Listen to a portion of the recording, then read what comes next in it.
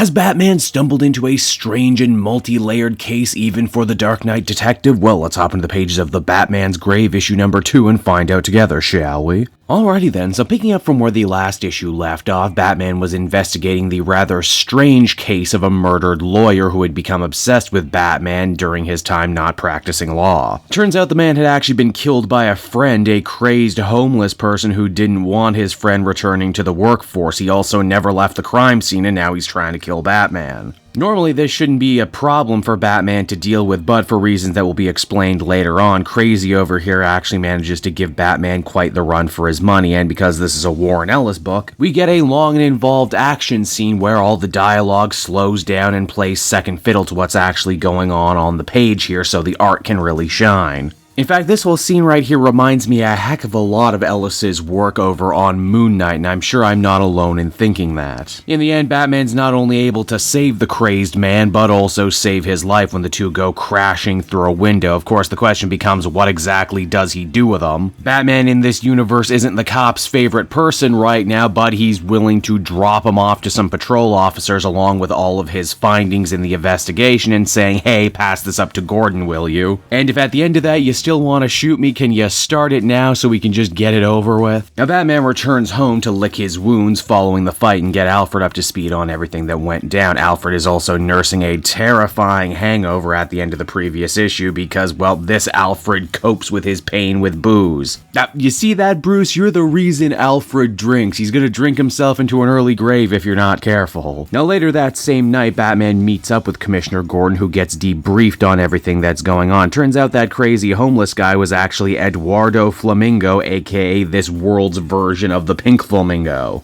A full-time assassin and part-time cannibal who got himself lobotomized by the West Coast mob, and because of that just kinda drifted his way to Gotham City because everything bad shows up in Gotham eventually. You know, they're like the VH1 of cities. Batman can't celebrate this case closed just yet because Gordon already has another one for him, and this is a weird one. A former corrupt district attorney who left the life of law behind to open up his own private practice was murdered just recently. This guy was also a major player in the know about where a lot of the bodies are buried. Gordon wanted to investigate it himself, but there's too much red tape and too many opposing forces right now, and when the cops can't do their job, Gordon opts to send Batman in to do it for them. An interesting take on their relationship. Also, while this issue doesn't say it out loud, I think it's pretty obvious that the attack on the cops from the first issue, that other dead lawyer, and now this dead former district attorney have to be connected somehow. Alfred opines this issue that if Batman was just willing to share his big supercomputer with the GCPD, maybe they could solve this case and he could have a night off. Batman hilariously fires back by saying, oh yeah, if I give the local police the ability to solve any mystery they want, you just know they're gonna solve the mystery of who is Batman any day. Alfred, too, almost uncharacteristically dour, wonders why Batman is devoting so much time to solve the murder of a guy who was by all account a real piece of scum. But Batman, resolute as ever as the comic comes to a close, says that even bad people deserve justice at the end of the day. And so that was the Batman's Grave issue number 2, everybody, and while I did enjoy it, this really does feel like a small part of a much bigger story that's probably going to make a lot more sense when you can read it all in one sitting. There's already all manner of clues and red herrings being amassed here, and we don't even have a main villain or even much of a main threat so far. None of that's a bad thing, it just, might explain why this issue feels a little thin. It still is fun to see Ellis kinda tinker around with these Batman relationships. What with Alfred taking Bruce's double life that much harder, Gordon and him having a much different working relationship, it's fun stuff. Also, by pulling out the Pink Flamingo so early, I have to wonder if Ellis is going to remix and remaster any other Batman foe down the line, give him a similar treatment, which I would be very cool with. Ultimately, I'd give this a 7.5 out of 10.